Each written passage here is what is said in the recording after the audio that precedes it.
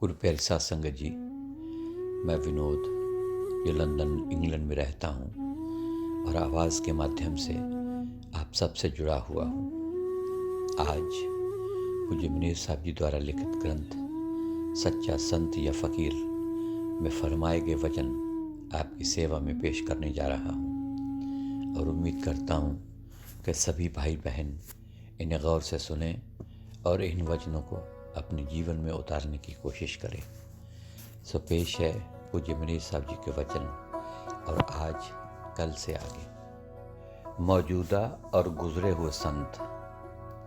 पूज्य मुनीर साहब जी आगे अपनी ज़बान मुबारक से फरमाते हैं कि संतों की हर ज़माने में ज़रूरत है और हर ज़माने में संत आते रहते हैं। ये दुनिया कभी ऐसे महापुरुषों से खाली नहीं रहती। पहली पातशाही गुरु नानक देव जी फरमाते हैं कि जुग जुग संत प्रलि प्रभ तेरे। जब तक संत किसी जीव के अंदर नाम का बीज जियादान नहीं डालते, वह व्यक्ति इस भाव सागर से पार नहीं हो सकता। यदि कोई व्यक्ति अपने को किसी गुजरे हुए संतों का सेवक कहलाता है तो ये निरा धोखा है। उसके दिल में उसके प्रति आदर और श्रद्धा तो हो सकती है और उनके सम्मान में वह अपनी जान तक न्यौछावर कर सकता है, परंतु उनसे जियादान प्राप्त नहीं कर सकता। वह उनके ग्रंथ तो पढ़ सकता है, परंतु उन ग्रंथों का असल भाव नहीं समझ सकता। इसके लिए उसको किसी जिंदा संत की ज़रूरत होगी। ऐसे व्यक्ति का सोचना इसी प्रकार है जैसे कोई बीमार किसी मुर्दा डॉक्टर से इलाज कराने का ख्याल रखता हो, या कोई व्यक्ति अपने मुकदमे के फैसले की आशा किसी मुर्दा जज से करता हो। सच्चे संत हमारे और मालिक के बीच एक पुल का काम करते हैं, यानी कि एक लिंक का काम करते हैं। एक तरफ तो वे मालिक से मिलकर उसका रूप बने होते हैं और दूसरी तरफ हमारे बीच एक इंसान बनकर रहते हैं। इस प्रकार एक विचोले का काम करते हैं। इस बात को गुरु अर्जुन देव जी इस तरह फरमाते हैं कि मैं अपने प्यारे विचोले पर कुर्बान हूँ, जिसके द्वारा मैंने अपने खसम प्रभु को पहचान लिया है। फरमाते हैं कोल कुमाए तिस मित्र विचोले जय मिल कंत पिछाणा। और यही बात तीसरी पातशाही गुरु अमरदास जी फरमाते हैं कि तुम किसी गुरुमुख के साथ दोस्ती बनाओ और सतगुरु से चित्त लगा के रखो, ताकि तुम जन्म मरण के मूल को काट सको और सदा का सुख प्राप्त कर सको। वह गुरुमुख मृत्युलोक और इसके पार सूक्ष्म कारण और चेतन के देशों का समर्थ गाइड होता है। गुरु साहब अपनी वाणी में इस बात को इस तरह फरमाते हैं कि गुरुमुख सेव कर दोस्ती सतगुर से लाई चित्त, जन्म मरण का मूल कटिए ता सुख होवे मित। हज़रत ईसा मसीह साहब फरमाते हैं कि यदि कोई मेरे बाप के पास जाना चाहता है तो वह केवल मेरे द्वारा ही जा सकता है। जो लोग किसी जिंदा संत की तलाश करके उसके शरण में नहीं जाते, गोसाई तुलसीदास जी उन लोगों को पशुओं के समान समझते हैं, क्योंकि उन्होंने पशुओं की तरह खा पीकर और सोकर या संतान पैदा करके अपना जीवन गंवा दिया है और अपनी असलियत को प्राप्त करने का यत्न नहीं किया है। अपनी वाणी में वो इस तरह फरमाते हैं कि संत चरण अति बहुत बड़ जानत चतुर सुजान, जो संतन हित ना करे सो नर पशु समान। इसी बात को आगे चौथी पातशाही श्री गुरु रामदास जी फरमाते हैं कि वे साधु धन्य हैं जिन्होंने मालिक को पाया है और उनके पास जाकर अपने मालिक से मिलने का राज और भेद पूछें। उनके चरणों में पढ़कर अति निम्रता से बेनती करें कि वे हमें भी मालिक से मिला दें। और अपनी वाणी में इस बात को इस तरह फरमाते हैं कि तन तन साध जिन हर प्रभ पाया, तिन पूछो हर की बाता, पाए लगो नित करो जुदरियाँ, हर मेलो कर्म विधाता। आगे इस बात को कबीर साहब जी इस तरह फरमाते हैं कि साधुओं और संतों की देह वह दर्पण है, यानी कि वह शीशा है जिसमें मालिक का नूर झलकियाँ देता है। जब तक जीव मालिक को अंदर नहीं देखता, वह उनका दर्श संतों में ही देखे। फरमाते हैं, अलख पुरख की आरसी, संतों की है देह, लखा जो चाहे अलख को इन्हीं में लख ले। इस बात को मौलवी रोम साहब जी यही फरमाते हैं कि वली के अंदर रब का नूर झलकियाँ देता है। और अपनी मसनवी में इस फारसी शेर के ज़रिए इस तरह फरमाते हैं कि नूर हक जाहिर बवद अंदर वली, सच पूछो तो मालिक या सतगुरु को छोड़कर दुनिया में यदि कोई पूजनीय व आदरणीय हस्ती है तो वे संत ही हैं। उनका व्यक्तित्व सतगुरु की हस्ती में लीन होता है और वे उसी का रूप बन जाते हैं। से आगे पूज्य मनीष साहब जी अपनी ज़बान मुबारक से फरमाते हैं कि मालिक या सतगुरु अनंत है, वह सर्वव्यापक और परिपूर्ण है। संत उनके प्रकट होने का स्थान है जिससे संसार को प्रकाश मिलता है। मालिक प्रेम है, संत मालिक के प्रेम में रंगे हुए होते हैं। वे एक तरह के प्रेम के पुंज हैं जिनके अंदर से मालिक के प्रेम की जीवन धाराएं फूट फूट कर निकलती हैं। उनकी संगति करने से हमारे अंदर मालिक का प्रेम जाग उठता है और सच्ची भक्ति का रंग चढ़ता है। और इस बात को गुरु नानक साहब जी इस तरह फरमाते हैं कि मन रे क्यों छूटे बिन प्यार, गुरमुख अंतर रव रहा बख्शे भगत भंडार। ये प्रेम की धाराएं प्रेमी जीवों को नई नई खुशियाँ प्रदान करती हैं और बार बार उनके पास जाने के लिए प्रेरित करती हैं और जीव उनके प्रेम में मस्त रहते हैं। हम उनके देह स्वरूप को देखते हैं, इसलिए हम ये नहीं जान सकते कि वे अंदर से मालिक या सतगुरु का रूप बन चुके हैं। मालिक और संत में कोई भेद नहीं है। चौथी पातशाही गुरु रामदास जी इस बात को इस तरह बयान करते हैं, नानक संत संत हर एको, जप हर हर नाम सोहिंदे, हर जन प्रभ रण एको होए, हर जन प्रभ एक समान जियो। मौलवी रूम साहब तो यहाँ तक फरमाते हैं कि जब तूने मुर्शद की ज़ात को कबूल कर लिया तो उसके अंदर खुदा और रसूल दोनों ही आ जाते हैं। तो उनको दो न समझ और दो न देख और दो करके बयान न कर। तू मालिक को संतों के अंदर लीन हुआ समझ। अगर तू संतों को अलग हस्ती समझेगा तो तू अपने आप से परमार्थ की असल और उसकी भूमिका दोनों को ही गुम कर लेगा। जिसने संतों को मालिक से अलग समझा वह वास्तव में मुरीद यानी कि मरा हुआ ही नहीं, अर्थात वह शिष्य नहीं बना। संतों का खजाना। दुनिया हैरान है कि सच्चे संत कहीं मांगने नहीं जाते और न किसी से कुछ लेते हैं। कोई चंदा या फंड इकट्ठा नहीं करते और न इस आशा से के लिए तिजोरी रखते हैं और न कोई निजी दलाल रखते हैं। रिद्धि सिद्धि बरतते नहीं। ये इतना धन आता कहाँ से है? संतों को मालिक के नाम या प्रेम का धन बख्शा गया होता है जो अखुट भंडार है।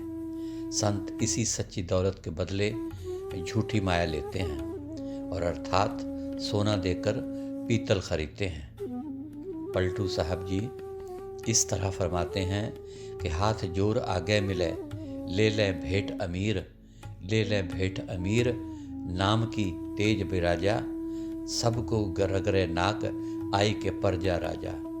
सत्य नाम के लिए से पलटू भया गंभीर, हाथ जोर आगे मिले, ले ले भेंट अमीर। पूज्य मनीष साहब जी आगे अपनी ज़बान मुबारक से यह बयान करते हैं कि यह प्रेम की दौलत मालिक स्वयं प्रेमियों को प्रदान करता है और वे खुद आकर प्रेम से इसका अफजाना देते हैं, जो कि उनको मिली हुई दौलत की तुलना में बहुत ही कम होता है। क्योंकि प्रेमी अपना अफजाना पहले ही वसूल कर चुका होता है, इसलिए वे ये नहीं कह सकता कि वे कुछ देता है। वह तो पहले ही कई गुना एवजाना ले चुका होता है।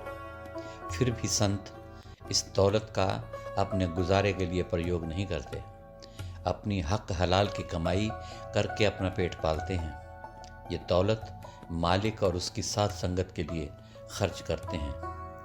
मालिक ये दौलत केवल उन्हीं संतों को बख्शता है जो उसके मंजूर नज़र हों और जो उसी के लिए जीते हों और उसी का काम करते हों।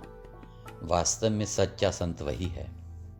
5वीं पातशाही श्री गुरु अर्जन देव जी फरमाते हैं कि सोई संत जो पावे राम, संत गोविंद के एको काम। असल में सच्चे संत सारे जगत बल्कि तीनों लोकों के मालिक होते हैं। सारा जगत उनका अपना है। सतगुरु जो सारे जगत का मालिक है उनके अंदर बसता है, वे मालिक के अंदर बसते हैं और दोनों एक रूप हैं। सारी दुनिया उनका दिया हुआ खाती है, वे सारी दुनिया के पालक हैं। फरीद साहब इस बात को फरमाते हैं कि मालिक ने कहा कि अगर तू मेरा हो रहे तो सारा जगत ही तेरा हो जाए। तो फरीद साहब इस बात को इस तरह बयान करते हैं, आप संवार है मैं मिल है सुख होए, फरीदा जे तू मेरा होए रहे सब जग तेरा होए। और 5वीं पातशाही इस बात को इस तरह फरमाते हैं कि जिन हर त्याया सब कुछ तिसका, तिसकी भूख गवाई, ऐसा तन दिया सुख दाते निखुट न कब हो जाए। शम्स तबरेज़ साहब इस बात को इस तरह फरमाते हैं कि जो मालिक को पा लेता है वह सब खंडों ब्रह्मांडों का मालिक बन जाता है। स्वामी राम तीरथ जी फरमाते हैं कि जो कुछ भी मैं इन आँखों से देख रहा हूँ मेरा अपना ही माल है। 5वीं पातशाही गुरु अर्जन साहब जी अधिक और स्पष्ट तौर पर जाहिर करते हैं। वे फरमाते हैं कि हमारे मंदिर अर्थात हाँ ठिकाने सबसे ऊंचे हैं और हमारा देश बेअंत है जहाँ कोई हिसाब नहीं मांग सकता। हमारी दौलत नाम है जो अखुट और सदा कायम रहने वाली है। हमारी शोभा सब युगों के अंदर होती रही है, सब जगह हमारी प्रसिद्धि है, घर घर में हमारा यशोगान होता है, सब लोकों में सब खंडों ब्रह्मांडों में हमारी भक्ति की जाती है। हमारा अपना पिता हमारे अंदर प्रकट है। पिता ने पुत्र के साथ मिलकर सांझ कर ली है। जब पिता खुश हो गए तो पुत्र को अपने प्यार के रंग में रंग लिया।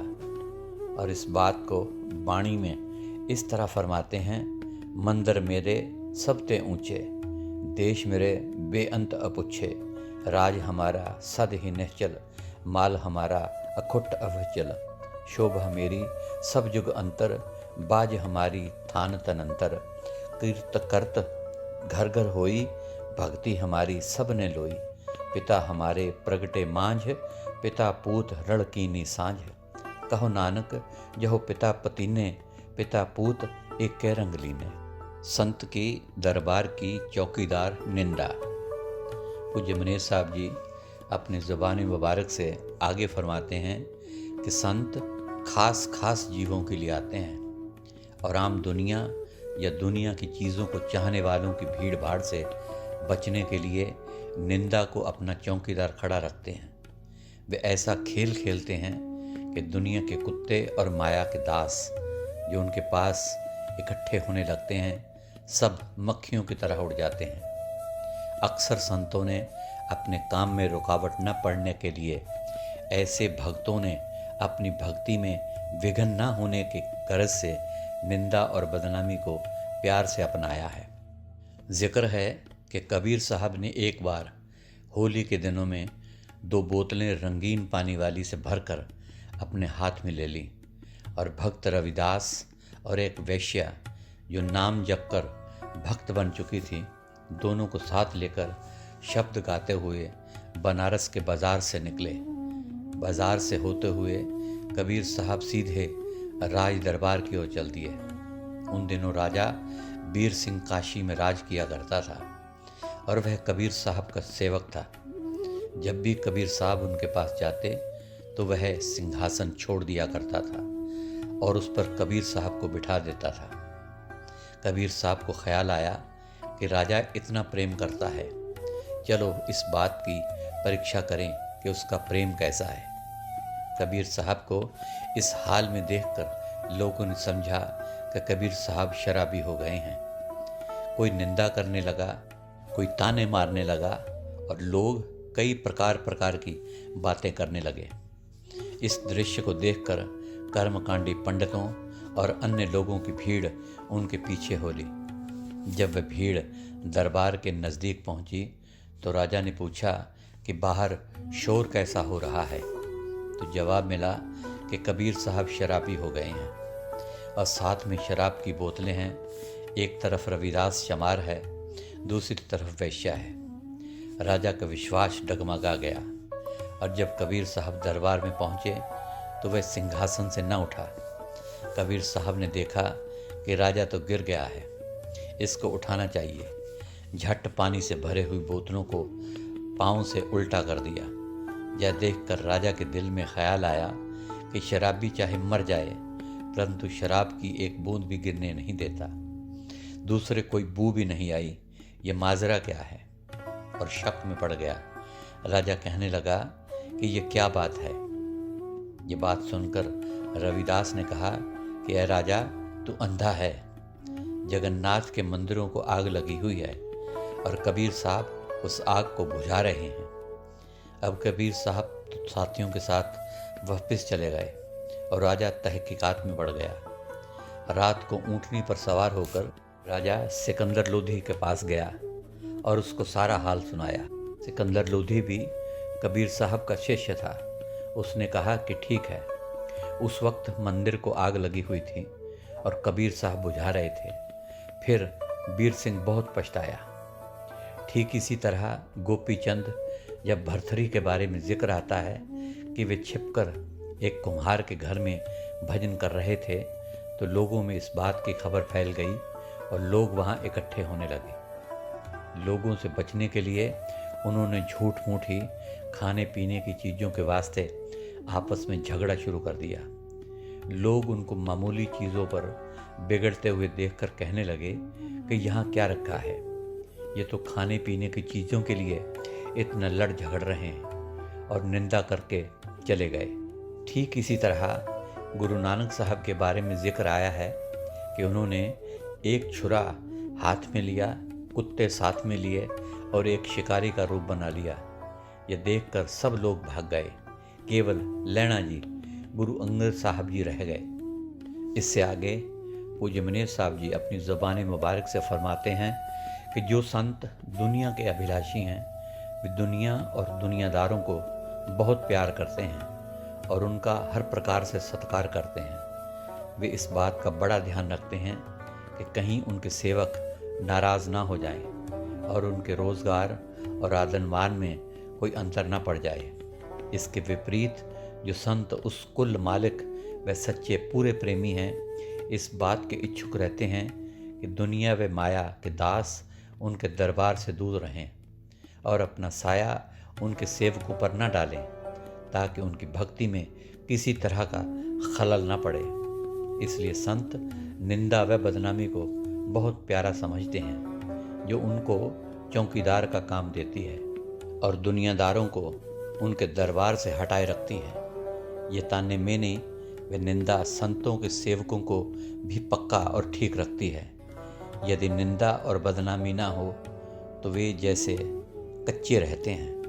निंदा और बदनामी का सहना सच्चे प्रेम की निशानी है और सिवाय प्रेमियों और सच्चे भक्तों के दूसरों की ताकत नहीं कि दुनिया की बदनामी से निडर हो जाए। निंदा व बदनामी प्रेम के बाजार की कोतवाल है और मैल व काई को साफ करने वाली है। प्रेमी जन निंदा को मालिक व उसके प्यारे संतों के लिए सहते हैं, इसलिए मालिक को भी उनकी लाज रखनी पड़ती है। इस बात को बुल्ले शाह जी इस तरह बयान करते हैं कि मित्र प्यारे दे कारण मैं लोक उलामे सेंधी हाँ। जहाँ दूसरे लोग अपनी निंदा सुनकर घबराते हैं और इससे बचाव का उपाय करते हैं, वहाँ सच्चे प्रेमी व भक्तजन अपनी निंदा सुनकर खुश होते हैं। उनकी खुशी अपनी निंदा सुनकर बढ़ती है। इसलिए सब कामिल संतों ने निंदा को प्यार किया है। इस विषय पर पलटू साहब जी इस तरह फरमाते हैं कि निंदक जीवे जुगन जुग, काम हमारा होए, बिन कौड़ी को चाकर, कमर बांध के फिरे, करे त्यों लोक उजागर। उसे हमारी सोच पलक भर नहीं बिसारी, लगा रहे दिन रात प्रेम से देता गारी। संत कहें दृढ़ करें जगत का भरम छुड़ावें, निंदक गुरु हमार नाम से वही मिलावें। सुन के निंदक मर गया पलटू दिया है रोए, निंदक जीवे जुगन जुग, काम हमारा होए। और इसी तरह कबीर साहब भी अपनी वाणी में फरमाते हैं कि उन्होंने अपने सतगुरु को निंदक की कृपा से पाया है। फरमाते हैं, कबीर निंदक न मरे, जीवे आद जुगाद, हम तो सतगुरु पाया निंदक के परिषाद। फिर आगे फरमाते हैं, निंदो निंदो मोको लोग निंदो, निंदो जन को खरी प्यारी, निंदा आप बाप निंदा महतारी। निंदा होय के बैकुंठ जाइए, नाम पदार्थ मन है बसाइए। हृदय सुध जाओ निंदा होई, हमरे कपड़े निंदक धोई। निंदा करे सो हमरा मीत, निंदक महे हमारा चीत। निंदक सो जो निंदा हो रे, हमरा जीवन निंदक लो रे। निंदा हमरी प्रेम प्यार, निंदा हमरा करे उधार। जन कबीर कौ निंदा सार, निंदक डूबा हम उतरे पार। इसी विषय पर महात्मा चरणदास जी भी यही कहते हैं, साधु निंदक मित्र हमारा, निंदक को निकट ही राखो, हो न देवो न्यारा। बादशाह निंद्या आधी धोवे, सुन सुन मिटे विकारा। जैसे सोना ताप अगन में, निर्मल करे सुनारा। निंदक के चरणों की अस्तुत भांसु बारंबारा। चरणदास कहीं सुनिहो साधु, निंदक साधक भारा। इससे आगे पूज्य मनेर साहब जी फरमाते हैं कि संतों की निंदा सुनकर, अपनी निंदा या बदनामी होती देखकर अक्सर प्रेमी जन गिर जाते हैं और संतों का संग छोड़ देते हैं। लेकिन जो कोई गुरमुख सिख दुनिया की निंदा की परवाह न करता हुआ उनकी संगति में पूर्ण विश्वास से लगा रहता है, उनके वचनों पर पूरा निश्चय रखता है और अपनी सारी शक्ति से मेहनत करता है, तो संत उसको आंतरिक चमत्कार दिखाते हैं और उसके कुल कारोबार में आंतरिक रूप से संभाल करते रहते हैं। जब वह उनके चमत्कारों को अच्छी तरह समझने देखने लगता है तो उसका विश्वास भी दृढ़ हो जाता है और उनके चरणों में उसकी प्रीति दिन ब दिन बढ़ती चली जाती है। ज्यों ज्यों उसकी प्रीत बढ़ती है, उसकी भक्ति में भी उन्नति होती रहती है और भक्ति के साथ साथ मालिक या सतगुरु का रूप बनता जाता है। कबीर साहब जी भी इस बात की तायीद इस तरह करते हैं, ज्यों ज्यों भगत कबीर की त्यों तो राम निवास। और अंत में ऐसा जीव स्वयं संत बन जाता है, या यूं कहिए कि खुदा या राम का ही रूप बन जाता है। और इस बात को कबीर साहब जी इस तरह बयान करते हैं कि संतन संग कबीरा बिगड़्यो, सो कबीर रामै होय निबर्यो। सो गुरु प्यारी साध संगत जी, आज के लिए इतना ही। कल फिर आपकी सेवा में सच्चा संत या फ़कीर ग्रंथ में से आगे के कुछ अंश पेश किए जाएंगे। तब तक के लिए इजाज़त दीजिए और मेरी तरफ से आप सबको प्यार भरी धन धन सतगुरु तेरा ही आसरा, हाजिर नाजर जिंदा राम तेरा ही आसरा कबूल फरमाए।